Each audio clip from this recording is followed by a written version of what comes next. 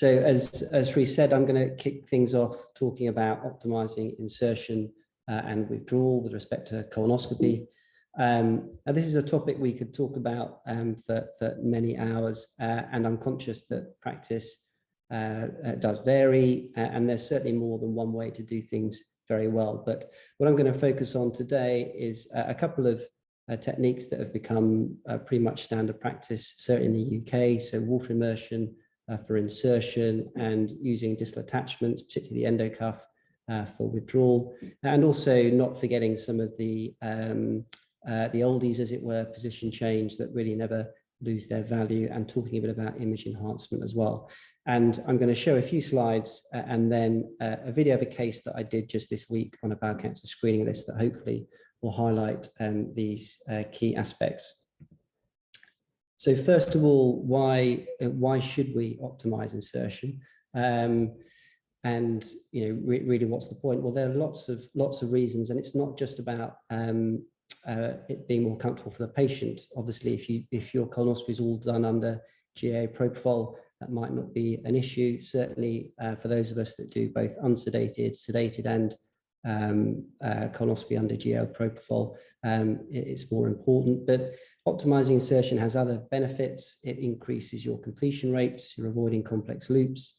It'll give you a more efficient, quicker insertion, so you can then focus on your withdrawal, which is really the key aspect of colonoscopy.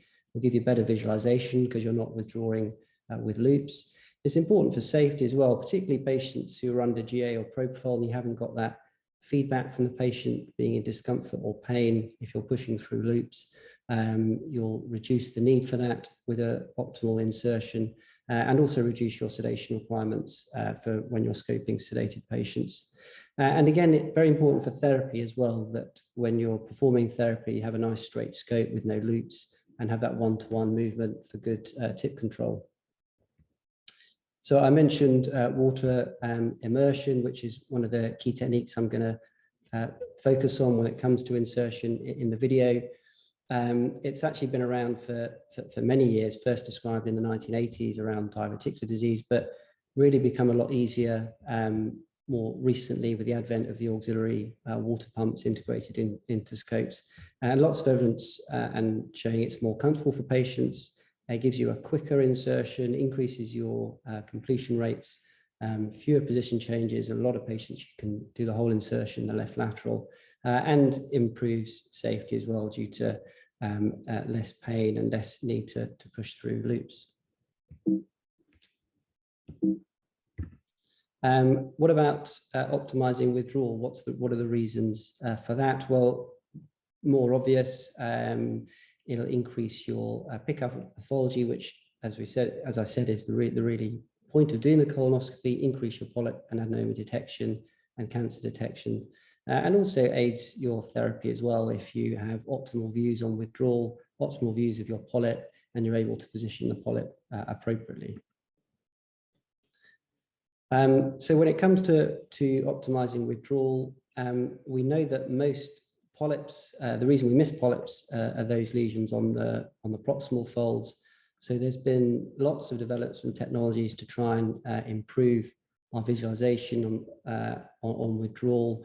A whole range of dedicated scopes, increasing field of view, such as Fuse, E-Wave, the third eye, but all quite expensive and not easy to use. And really, the distal attachments have become embedded in standard practice because they're simple, they're cheap, you can put them on any scope, pretty easy to use, and they're effective. And the one that's gained the most traction, certainly in the UK, is the endocuff. And again, evidence that it increases your polyp cancer detection. Most benefit in the bowel cancer screening population and those endoscopists with lower ADRs, and also evidence of cost saving in the longer term as well.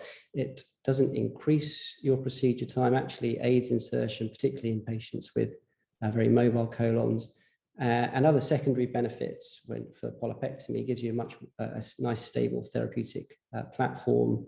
And in the UK, the endocuff was approved by NICE, our National Institute for Clinical Excellence, for use in bowel cancer screening patients, and there's no increased complications. There are occasions when it's not appropriate, and I'm sure we can discuss those in a bit.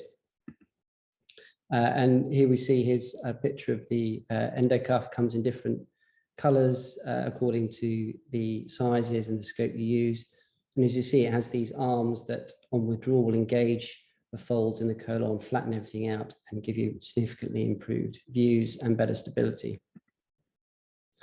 What about image enhancement? Again, a huge variety of technologies out there, MBI, BLI, iScan, all very, very useful, but really more for focally assessing pathology. Chromoendoscopy, which have been around for many years.